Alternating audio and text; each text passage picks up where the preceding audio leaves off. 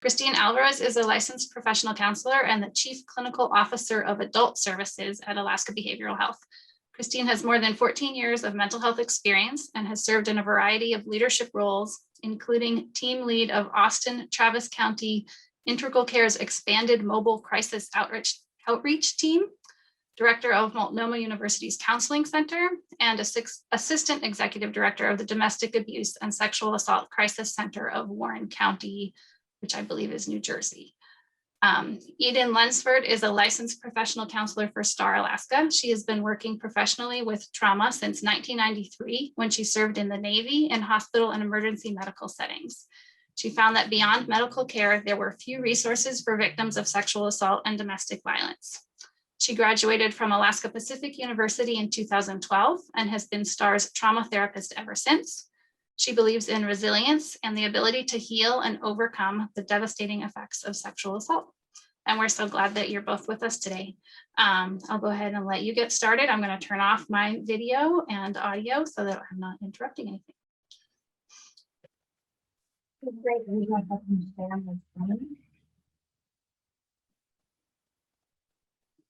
So as Jessica had mentioned, if you have any questions while we're going, I welcome, and I'm sure Eden also welcomes questions. Obviously, it can be a dialogue quickly, but you can definitely answer questions and respond. So welcome. So as many of you know that are here, this year marks the 20th anniversary of Sexual Assault Awareness. And so it's, I'm so grateful to be partnering with Star to talk about this. You know, I think SAM is so important to me and others because it's about awareness, but it's also about prevention of sexual assault. Christine, I'm going to jump in. I know we tested all of our audio before this, but now it's sounding muffled and echoey, and I'm wondering if something definitely changed from right before when we were testing. I don't know what that is exactly.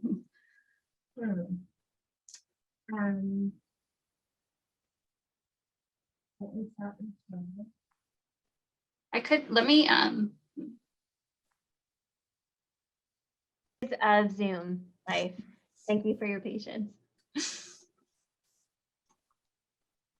I don't see chat, so maybe Eden, you can interrupt me if people are chatting through and you see a chat. That would be great. So what I was saying before, you know, I found out my microphone wasn't working. I think, and we all know this, but Sexual Assault Awareness Month matters so much because it's about awareness and prevention of sexual assault and abuse. And I think it's really impossible to prevent an issue that no one knows about. And so I think it's so important that as we're increasing awareness, then we can start to talk about a solution as well. And so today what we're doing is, and you can look at the agenda here, we're going to be, you know, why are we talking about this? Why is this something that we talk about every single year, and more than that as well? How has the pandemic affected us? What does that look like? Why are safe and supportive connections so important? How can I or others that we know have safe relationships? And then what is out there if I need help? What can I access? So I think those are all really great questions. And so I'm going to start the presentation and then Eden will step in. We'll go from there. So I think the first thing, again, and this is about increasing awareness, is why talk about mental health and sexual violence? You know, everyone is affected in some way by sexual violence. And the older I get, that is just so true. So if you look at some of the national statistics here, every 73 seconds, a person is sexually assaulted. 1 out of every 6 women have been the victim of an attempted or completed rape in her lifetime. About 3% of men have experienced attempted or completed rape. In a 4-year period, CPS substantiated or found strong evidence to indicate that 63,000 children a year were victims. Then of victims of sexual assault under the age of 18, 34% were under the age of 12 and 66 were between the ages of 12 and 17. And if you look here, it kind of just shows the statistic that disproportionately women are victims of rape at 9 out of every 10. Now, I think it's important to also understand kind of the breakdown of where sexual assault occurs. So you can see from RAINN, 55% were at or near the victim's home, 15% were in an open or public place, 12% were at or near a relative's home, 10% were in an enclosed but public area, and then 8% were on public property. And then as far as what the survivor was doing when the crime occurred, 48% were sleeping, 29% were traveling to and from work or school, 12% were working, 7% were attending school. The reason why I think this is important when we look at this is because oftentimes there's victim blaming of like, well, what were they doing? And so I think it's important to understand that we should never place the responsibility on the victim, right? I think the definition of victim blaming is holding the victim accountable for a crime that was committed against them. And what we need to understand is in no way did they participate in this, right? They were the victim of something that happened, doing very normal things that we all do every single day in our life. So Alaska stats, I'm new to Alaska. I came from New Jersey and I was looking at the stats for suicide and other just to understand. And I was shocked by some of the statistics I found. So Alaska's rate of sexual assault is 3 times the national average. It's one of the highest in the US and the world. And then per the 2019 FBI Uniform Crime Report, the national average for rape was 43 out of 100,000 in the US, but Alaska was 149 out of 100,000. So you can see how different the rates are up here. In 2018, the national average for rape was 45 out of 100,000, while in Alaska, it was 165 out of 100,000. And then the rate of sexual violence against Alaskans under the age of 18 is almost 6 times the national average. And more than 1 out of 2 American Indian or Alaska Native women have experienced sexual violence. Now, again, the reason, when Jessica and I were talking about reaching out to STAR and doing this SAM event, it was kind of like, there's some stats that are hard to talk about, but I think it's so important to talk about it because when you are able to identify an issue head on and you're able to engage in that conversation, it's important. And that's what we want to do tonight.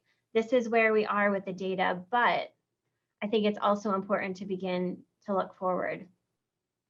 Regarding mental health, based on the Mental Health America screening data, loneliness and isolation is the #1 thing contributing to feelings of depression or anxiety. Over 72% of individuals that were surveyed said it was one of their top 3 stressors. And I think probably that resonates with most of us over this past year because we've had to isolate, we've had to quarantine, we haven't been able to travel and do the things that we really enjoyed to have some of those really meaningful connections. So when there was a study done, I believe it was done this summer, the previous summer, they were surveying Alaskans specifically about how COVID-19 was impacting them. And so here were some of the results that came. So personal mental health, 79%. So a good majority of those surveyed were concerned about someone else's mental health that they knew. 69% said they were more irritable or easily angered than normal. 65% said they were more sad or depressed than usual. Alcohol and drug use went up quite a bit. 33% were using more alcohol, 28% were using more cannabis than before COVID-19, and 57% said they had difficulty accessing treatment. What I thought was interesting though, and here's kind of a glimmer of hope in the midst of pretty difficult statistics, 84% found new ways to connect with family and friends, right? So there's this element of kind of resilience despite the difficulty and the impact that COVID has had. When it comes now, so that was more mental health impacts. When it comes specifically to COVID's impact on sexual violence, there was an additional survey that was done and it found that 10% of women and 6% of men were concerned about the possibility of violence in their homes since the COVID-19 crisis began. I remember when COVID started, I was working as the Assistant Executive Director of a domestic violence and sexual assault agency, and we were terrified for the women, what it would mean to be quarantined in their home. Treatment. This is interesting. There's been a reduction in emergency department admissions for sexual assault. And so based on the research I read, this may be due to a combination of factors. So one could be fear of contracting COVID-19, and so they're avoiding any kind of healthcare establishment. But the second could be that they're isolated with a violent or controlling partner, and so they're unable to access the help that they need based on the results of COVID and the quarantines.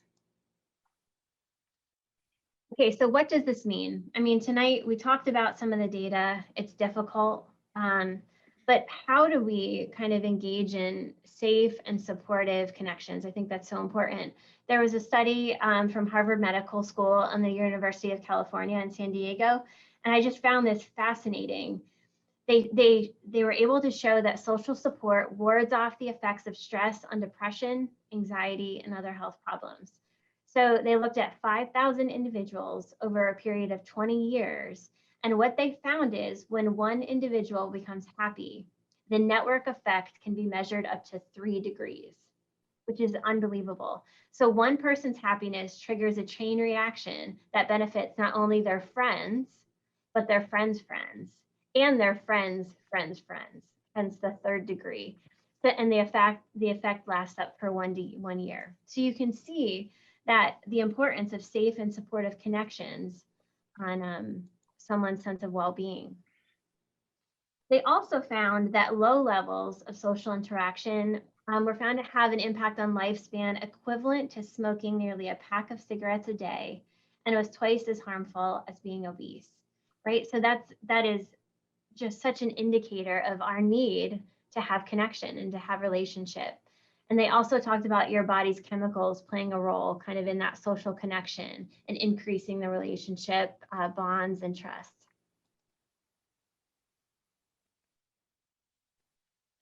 So relationships and sexual assault.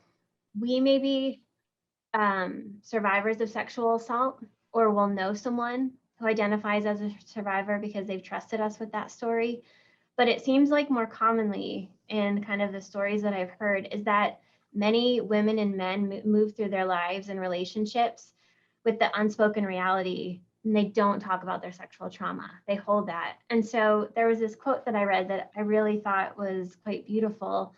It said, "There's no greater agony than bearing an untold story inside you." And when someone you know shares their story of sexual trauma, it's a sacred gift of honesty, vulnerability, and trust. This gift is also an invitation to believe and support the survivors in our life and the countless untold stories around us. And so that's why we're talking about relationships and connections, because I think one of the most powerful things that we can do with individuals in our life is to believe them and to have that meaningful, supportive relationship so that they can begin to heal. Absolutely. Thank you.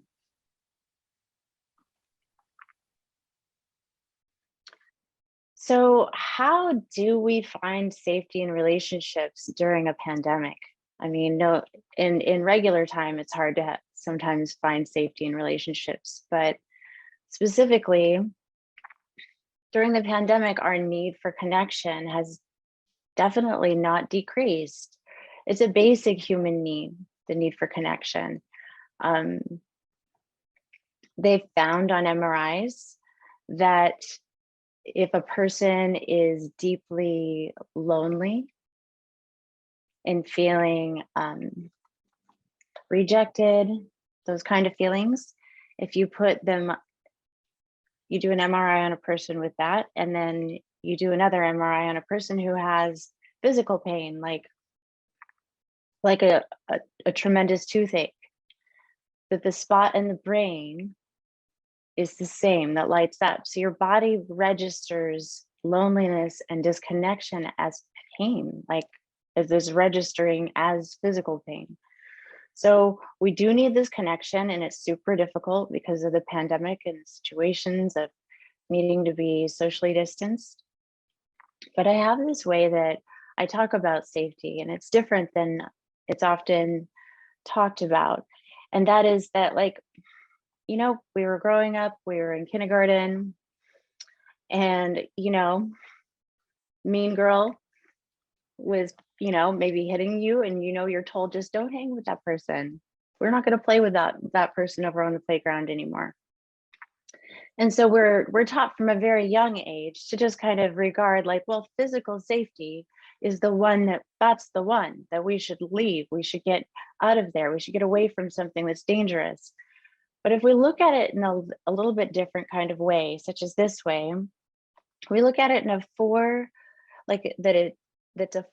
it's a 4-part thing to have safety within a relationship. And I like to think about it when I'm talking to clients, I talk about it like a car. We'd really like to make sure to get into a car that's 100% safe. And so if you look at each one of these as 25%, then we look at it like with physical safety, we've got emotional safety, spiritual safety, and we have relational safety. And I'll be talking about each one of these individually.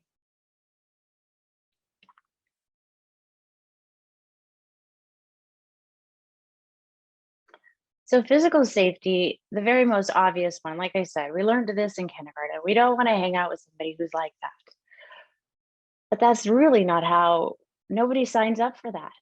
If people were like that from the very beginning, then we wouldn't hang out with them right from the start. It doesn't go like that. It comes in degrees. And it was explained to me once, you know, when I was living in the South, and I was working in an emergency room and asking questions, you know, about how this happens, you know, and the person explained it as, you know, how do you boil a frog? You don't throw a frog into cold water or into hot water because they jump right out. What you do is you put them in there and you turn up the heat, and slowly the heat rises, and eventually it's almost impossible for them to get out. And I look at physical safety in that same kind of way. Of course, we don't want it to be violent, but there's little degrees of physical safety that happen right from the beginning. And I've noticed things such as like boundaries around, hey, you know, a cute little, like, maybe Josh you real quick, you know, like a little quick tickle, that's kind of fun. That's lighthearted and that's lovely. But somebody who like tickles you to excess, that's something else, and it's something to be noted. You know, these things that happen in relationship in those initial few weeks that we know somebody, it's all information gathering time. We're learning things. And, you know, as information comes in, we may not like it. We may not know what to do with it, but we got to file that information in some kind of way. And so this is a way to look at it with physical safety. You know, somebody maybe breaching that boundary with tickling to excess would be something like, wow, I didn't really like that. Noting that, saying something. And if they do it again, now we're like, oh, we had that conversation. I gave you that information and this is what you did. So you know what I mean? So that's, and so consent in relationships, you know, right from the very, very beginning, it's something to be talked about, that, you know, every part of intimacy and becoming physical with somebody, that the consent is there in every part of it. And to include, you know, just somebody moving into your space, and suddenly they were staying a couple of nights and now it's been a couple of weeks. That's a physical safety. A person is not respecting the physical boundaries of the physical space either. The other one, physical safety being your physical stuff. Something that's really important to be talked about is that when a partner takes your phone, takes your ability to communicate with other people. They've done studies, and it's embarrassing to really talk about, but we all have like this screen time thing. And I try not to look at mine. Pandemic, right? But we are, because so much of our information is on our phone. My ability to call my mom, my ability to call my sister. They live out of state. This is the only place I can think of that the numbers are. You know what I'm saying? So this is important stuff, physical. This is a physical thing. If somebody takes it from you and doesn't give it back when you ask for it, or takes possession of it in any kind of way as a grown-up, that's information. We don't like that. And so talking about all of these aspects of what physical safety looks like, yes, we know the obvious ones, but the other parts of that physical safety are so important. Next slide. The next important aspect to talk about is spiritual safety. Sometimes we have a belief system that, that's important to us. And sometimes in those belief systems, that there's people who take it next level and are very, they use it to control, and they use it in a way that is not necessarily with love and kindness. And so spiritual safety is an important part of the discussion within that safety, in that those things are not used to bully, manipulate, or intimidate or shame somebody. It's so lovely to be in relationship with somebody who has the same belief system as you. That's wonderful. But it's not so wonderful when somebody starts turning it in a way that it becomes like a means of manipulation and control. And in that same specific part is that in religion, that physical safety part of it, that there is no reason to justify that kind of any kind of like physical harm in the name of anything. So. Emotional safety in relationships is one of those things that it's sometimes a little bit hard to recognize what's going on with what that emotional safety is. So in the beginning of relationships, we're kind of getting to know one another, and there's that space of like, oh, who did you vote for? Don't ask that. That's a terrible idea. But you know what I mean? Like, how is that differing opinion, or how is that handled within the scope of that relationship? Is it done respectfully? Can you openly talk about any of those things without fear of being put down? Somebody picking on you and just at some point I believe what I believe and you believe, but it shouldn't be a point where somebody gets to sit there and use that as an abuse tool.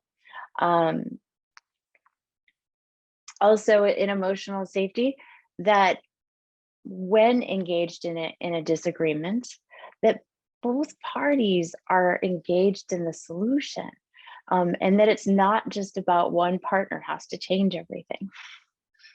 So that emotional safety is when a person takes, that piece of information, I disagree with you, and they handle it in a respectful way, and that they are part of whatever thing needs to be fixed. Like if it's in a relationship and it's just bothersome that you continue doing, that they are very much engaged in doing what needs to be done to fix that situation. So with relational safety, my very favorite way to think about this, it can't be said better than Brene Brown does in Braving. And so each of those elements are boundaries, having good boundaries within relationship, that you have them not only with yourself, and that the other person has them with you. Boundaries are healthy for everybody. Reliability, you say what you're going to do and you do what you say you're going to do. Accountability, when somebody messes up, that they are attentive to what part of that they could have done better and doing what they can to improve that. Vault, being able to hold confidence about very important things that we don't want other people to know. Somebody that's able to like care for our important stories in a respectful, kind way. Integrity, that's all about that being honest stuff. What do people do when nobody's looking? That's those true character type things coming through. Non-judgment and generosity. And generosity being just always trying to be positive, assuming, you know, within relationship, I assume the best of your intentions and you assume the best of mine. And that's all to do with that safety and relational, in that relational realm. And then the other part of that is that I really appreciate the work of Carl Rogers. When I was very new in school and graduate school, I learned about Carl Rogers and just his way of just being able to provide within the counseling environment and within the therapeutic way that he called it unconditional positive regard. And you know what I think about that is that's somebody that's the ability to be completely real and honest and genuine with somebody. That's the ability to, you know, I think about, you know, trying to figure out who those people are. Unconditional positive regard of those people that you could absolutely call them at 2 o'clock in the morning, or you could knock on their door if you had to, and they'd be like, oh my gosh, are you okay? And they're not going to sit there and judge you about any of the reasons why you needed to call or contact. They're just going to be like, oh wow, how can I help? So those are important elements that we need to have in having a relational safety in our relationships. So when I think about these 4 things, that any one of them being about 25%, and if we look at all relationships like this, that sometimes our closest people only get about 50%. That you can trust them not to go hog wild and become physically abusive in any kind of way. Great, that's lovely. I'd love to be able to check that one off. But what about the other pieces? You know, am I able to talk safely about things around this person? Or are they going to completely flip out?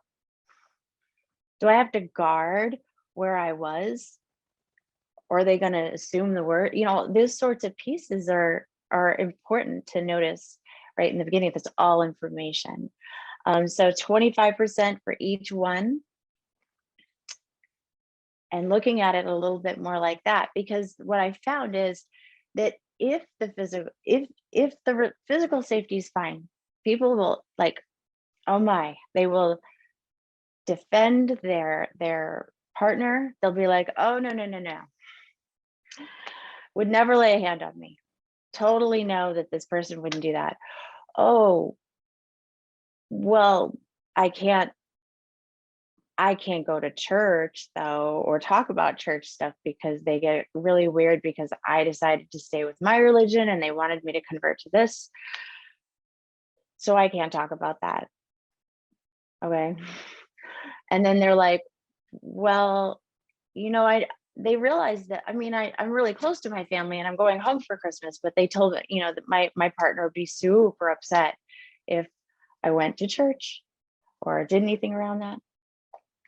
And then the other one would be relationally, that this person will possibly disown me if I do this thing.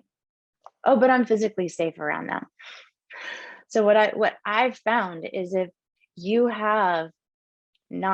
don't have safety in that, you know, that relational realm, this isn't just within, you know, domestic partnerships or significant other relationships, these are also applicable to family relationships too. You think about the kid who decides to come out, and the mom or dad that's like, you're done. You're done.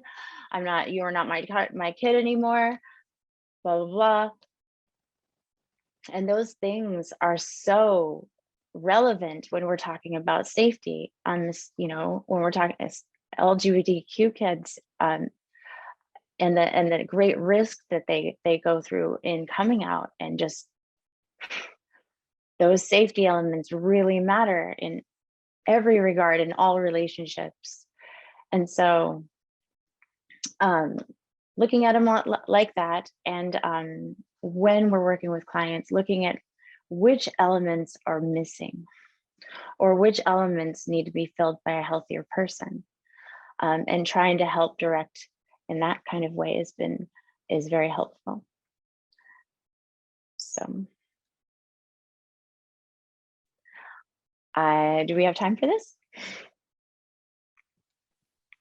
It's 6:35 and we have quite a few left, so I'm wondering if maybe we could move forward, and then if we have time at the end, would that be okay? Absolutely.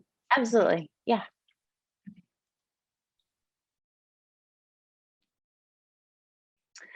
So when we're getting to know people, I mean, there are so few ways to get to know people now. I mean, as far as during a pandemic, and time and time again, I'm meeting people within sessions, and they're like, yeah, well, I know I shouldn't be, but I'm on Tinder, or I'm on Bumble, or I'm on Match, or I'm on this. And it's like, hopefully you're, using all of the pandemic, wearing masks and in this whole situation and meeting outdoors and that sort of thing. But people get excited about getting to see somebody again and talk to them again. So oftentimes what I want to talk about in the very beginning is that you don't know anybody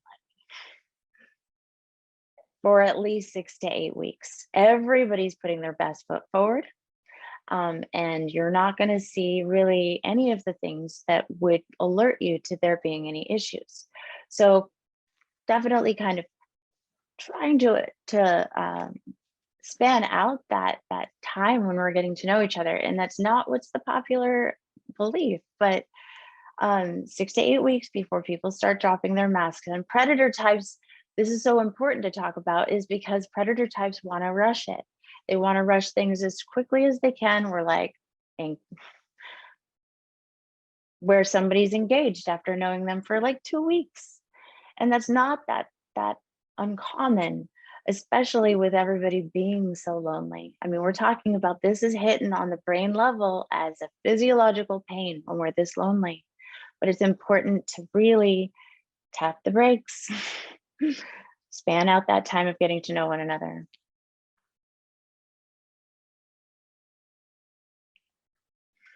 There are ways to safely connect. There's wonderful groups that we have that have really kind of like popped up out of this pandemic and become really cool, wonderful resources. AA has been fabulous as far as doing online, and they do in person as well. But STAR has gotten we've got our group going, and that's been meeting regularly. And we've got excellent facilitators for that, and different topics rotating. And so that's a wonderful resource as well. STAR also has a knitting group that's also, and it's as well, it's online. And so people can bring their knitting projects and kind of get going and work on their thing and have a chance to chat with other people. There's plant groups where people exchange, like there's groups that you can look at in social media where people are exchanging like snippets of this plant and snippets of another one. Fitness is something that's been a huge resource for me. And there's different kinds of ways to get involved with that. You can do triathlon, yoga groups. You can do them online as well. You can train for a 5K in 12 weeks, and those are plans that you can find online, and you can get involved with groups that are doing that, and you can kind of like accountability partners and people to support one another in that way. Anchorage Behavioral Health has some excellent groups. They have dialectical behavioral therapy, DBT, cognitive behavioral therapy, and illness management and recovery. There's ways to volunteer throughout town. There's still, as much as those needs were going on before the pandemic, some of these things are only increased in their need as well. And so there's absolutely ways to get involved with volunteering. Children's Lunchbox is one of them. Animal shelters are constantly looking for individuals to come in and give them a hand. Remote social support. Some of those things that we just want to connect with our loved ones, those people who are far away, and maybe they haven't been able to get vaccinated yet, or they have different kinds of illnesses that make them entirely too compromised. So there's cool things we can do. We can watch movies together, and there's different kind of streaming platforms, so we can all watch, fried green tomatoes. You can put that on there and watch that with your sister or whatever, best friend. Schedule to do coffee via FaceTime, so you guys can you put your fancy creamer in and just sit down and in front and just catch up with a friend. Like, it's not the same. You're right, it's not the same, but it is something, and it is definitely better than the telephone. Working out together via video. I mean, put your phone on a stand and FaceTime and get your workout and get your conversation on with your bestie. When you've got some good news, saving it and maybe waiting till Sunday and calling family together on a group chat or something like that, and do a FaceTime and share it that way. So you get to see, your loved ones' expressions and their reactions, and there's connection there. It's not the same, I know, but there is connection, and it does matter. And the tears, they still flow, happy tears. And so that stuff's really important. So connecting safely, making short lists of friends and family members who are supportive and positive. I I have family members, when I see their phone number come through, sometimes I'm like, this isn't the time, I can't do this right now. But if my sister calls through, I'm like, oh my goodness. She's always supportive and positive, so I love to get a chance to talk to her. Make a commitment to yourself to call, email, or get together with friends on a schedule that's reasonable for you. So it's hard. We all just are so busy, but finding a time, if it's Wednesdays is your slow day and it's not that big, maybe Wednesdays is your day. Maybe it's Sundays, that nothing's planned on Sundays. That's my day. That's I don't have anything on that day. So I only do things I absolutely love on Sundays. I love to talk to family members and visit with friends and drop off little gifts and things. That's just so fun.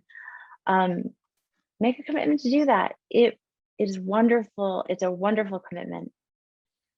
Try to reach out and have one emotional connection a day, but plan realistically. Obviously long distance and different coast times. Share what's going on with those people who are in your, that scope of people you talk to, and be direct about what you need. Sometimes you just need somebody to just I just need a vent. And you give people that heads up, and they know how to be a good listener at that time. So.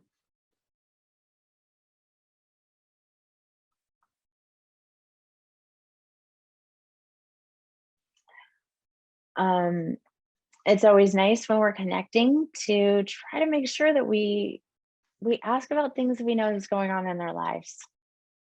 As much as we want to engage, and we've just got so many things we want to talk about because we've been like cooped up and conversation starved. Trying to remember some of those things, like, oh, how is your granddaughter doing? Or, just try to connect in those ways to things that are connections that you know about or important to them and that you recognize. Make social plans. Now this is like dun dun dun.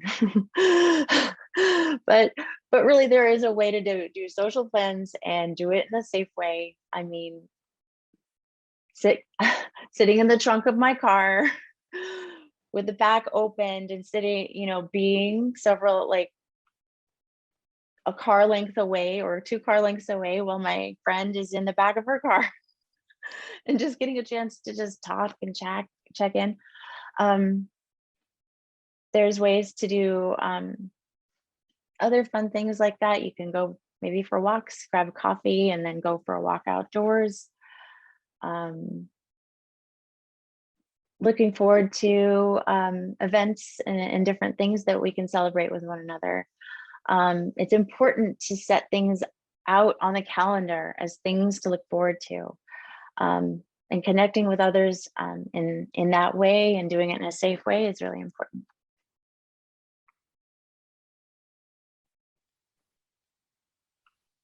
Okay.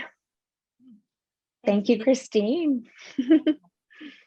So I am from Alaska Behavioral Health, and we work with a wide range of mental health issues. We work with children who have experienced sexual abuse or struggle with severe emotional disturbance, adults with severe and persistent mental illness, with or without co-occurring substance use. So we really work with the whole continuum. We also accept private insurance in addition to Medicare and Medicaid, and we have a sliding scale for individuals as well. So we try to, anyone that comes to our doors, we want to provide services to. And so if you know someone or you particularly need help, we have the numbers to call on our website, but for adults, it's that number there, 907-563-1000. For children, it's 907-561-0954. Again, we say this in every presentation, but if you or someone you know is in a mental health crisis in Anchorage, I would encourage you to call the emergency services at Providence, the PsychER. The number there. We accept crisis phone calls and we provide walk-in appointments, and we schedule now for same-day appointments. So if someone comes in crisis, we see them. So that's right now it's between the hours of 8 and 5. You can walk in and you can be seen.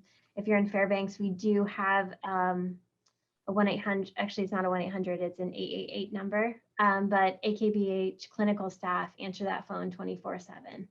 And so you can call that. They may recommend that you go to Fairbanks Memorial Hospital, depending on the nature of the crisis, but you absolutely will talk to a clinician. And then again, we have the Alaska Careline Crisis Intervention Line listed there and the National Suicide Prevention Lifeline. And hello, I'm from STAR, and we have a 24-hour, 7-day-a-week free and confidential crisis line. It is staffed by trained volunteers.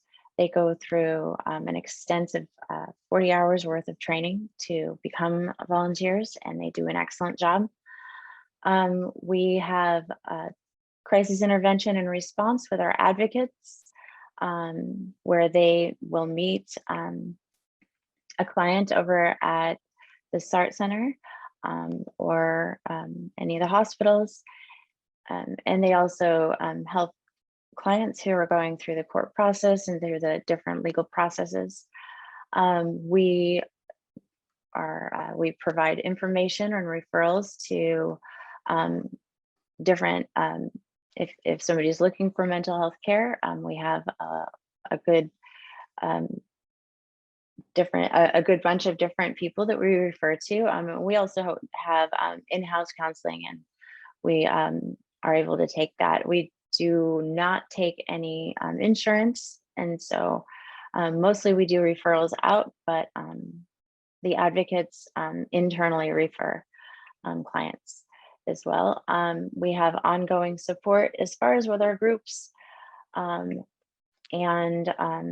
with advocates that do long-term care with clients, because obviously when a situation happens, that legal process is never quick. It's not swift at all. I have clients that have been waiting to go and for over 5+ years, and so advocates follow clients for a really long time and check in with them.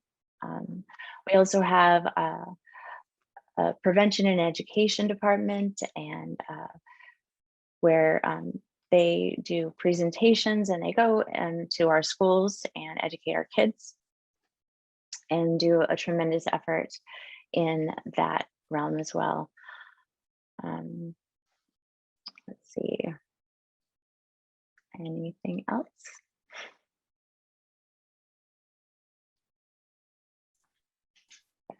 Questions, comments?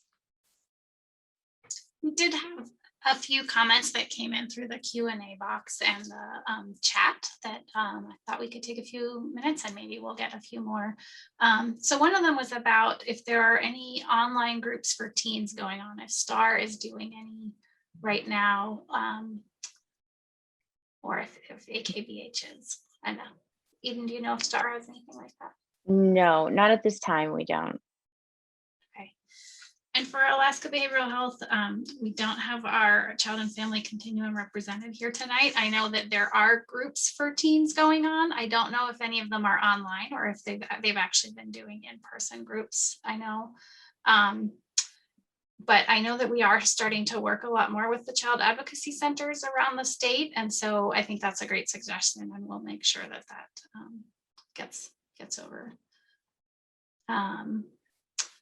And then So we have, go ahead. Sorry, Sorry. go ahead. I just saw a question come in. Somebody asked about the video. Yeah, and I'm not aware of how long it is. It's 9 minutes, I believe. Okay, so we don't quite have time. I wonder if that's online somewhere that we can post that in the chat so that people can take their time to watch it themselves. I can definitely do that. Yeah. Okay, thanks. So there's also a question if teens who live outside of Alaska are allowed to use the Alaska hotline. They probably have a local hotline available to them, but I would say if someone needs a hotline, call a hotline. That's my personal take on it. I don't know if you have any other thoughts. The STAR crisis line is statewide. I mean, it really could be accessed nationwide because we're part of the RAIN network. So it's free anywhere you call it from. And then there were some questions about working with kids who maybe have, tried telling someone in their family about something that's going on and they're not believed, or they're asked, well, were they drunk or were they sober? Do you have any advice for working for that situation, for working with those kids? Well, my advice to those kids is it doesn't matter, that something happened, and it doesn't matter if they were drinking or not, something happened and they need to be believed. So if one adult turns them away and is that kind of way, then I'm hoping that they seek another adult or call our crisis line. I think one of the most powerful things we can do as providers, I know some people are here from CASA and from different areas, but I think is we can believe, right? So even if their parents are, we can be that supportive person in their life that say, I believe you. And I think that's also working with the children to identify others in their life that can be supportive, which is why we're even talking about this, identifying for those kids. Who do you have? Do you have a teacher? Do you have someone that you can connect with that you trust? But it's hard. It's so hard when parents don't believe. I think that's why trauma-focused CBT, which we do here, again, I'm not from the child continuum, but I have some training in that, is when we work with parents as well as the children and give some of those parenting skills, because it's so important as children are unpacking trauma that parents understand how trauma is impacting the children and how to parent them well. And so that may be another suggestion too, of having the kiddos go through like trauma-focused CBT so that parents can get that help. And also, I just saw in the chat that check out STAR's Facebook page for a helpful article about talking to kids about sexual violence.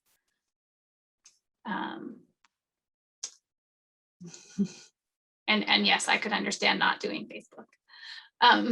So there was also a question kind of about Facebook, and I think maybe it's really a little bit about that desperation to connect that people might have right now. So this person was saying that their teen has been approached by predators asking for nude photos on Facebook, and they end up FaceTiming them and different things. And how to communicate with those teens about what is safe and not safe, and still kind of address what I see in that is they're like desperate to connect in some way, and because this is such a lonely time. So how do you address that? I would look at it in that safety, in the quadrants of safety, like they may be all kinds of talking sweet and seem all kinds of physically or whatever, not going to be harmful, but does this person have the emotional best regard and all the other elements, and kind of explaining it to kids. What are your thoughts, Christine? Oops, I'm muted. I was going to copy this because actually, Sam, it's like theme this year is like connecting safely online, right? And so there were some great resources for that, because generally that can be a very, very unsafe place if you don't know where to go or where to look. So I can link you to that website as well. They have survivor resources and other resources there, and it's specifically focused on connecting safely online. And there's a blog article that I believe that Jen went ahead and posted to this that will also, because we have a whole thing as far as that from education and prevention.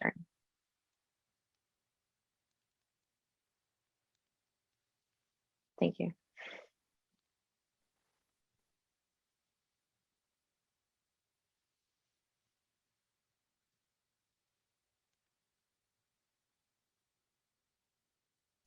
Any other questions or comments?